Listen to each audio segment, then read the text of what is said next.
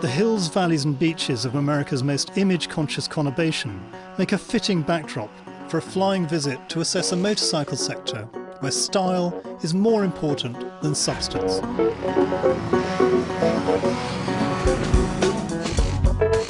Harley-Davidson as a brand has a cachet like few others.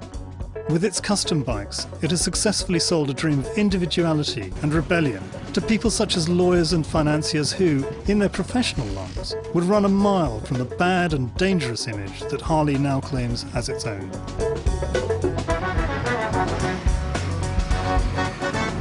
But can heritage and mass-produced individuality sustain this US bike maker through tough times that are forcing all manufacturers to fight harder just to stay in the game?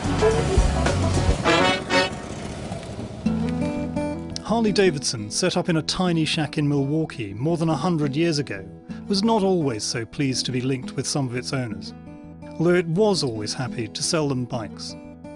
Disaffected veterans returning from the Second World War were the first to be known as outlaw bikers.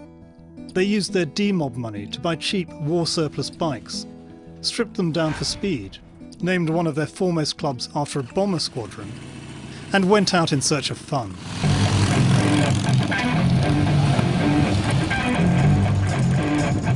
Fast forward through the 60s, and helped by films such as Easy Rider, the bikers still saw themselves as outlaws, and the motorcycles themselves were getting more and more stylized. In 1969, Harley-Davidson was bought by American Machine and Foundry, which also made parking meters, and the quality of the bikes went into a steep spiral dive. But just over a decade later, the company was bought by a group that included Willie G. Davidson, grandson of one of the founders. With Willie G as stylist, the company brought the customizers and the people who liked the raw image of the brand into the fold, rather than trying, and failing, to ignore them. Following that road has meant that more and more of these mass-produced bikes are now sold as customs. We were the biggest manufacturer of motorcycles in 1920, and we were in 68 countries at that time. Customization was already taking place, and that it was becoming more and more of a lifestyle. So customization is just part of our brand, and we hope to continue evolving it and being the #1 in the industry with custom parts available. 30% of Harley's turnover comes from a huge range of extras and accessories. Buyers of new bikes normally spend the equivalent of $2,000 on tuning and cosmetic enhancements, on top of the initial cost, plus $1,000 on clothes. And they often spend that same total each and every year. They're really a piece of art, right? It's like a painting on a wall. Where we really focus is that we like customization that provides function, provides comfort, provides a different look, but it's still very usable. Part of the fun is the artistic ability and the craftsmanship of a lot of our customers and dealers and what they're able to create. They just keep evolving and changing.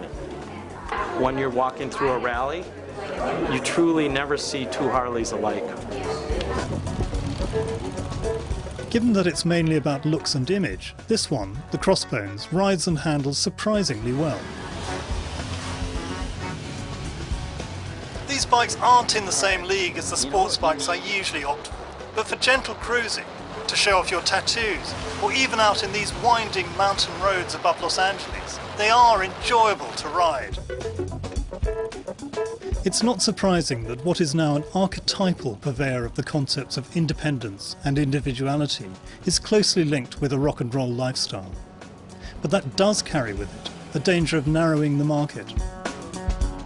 Harley was forced by the downturn to pull abruptly out of the sports bikes it had diversified into, so now almost all of its eggs are in one custom-painted basket.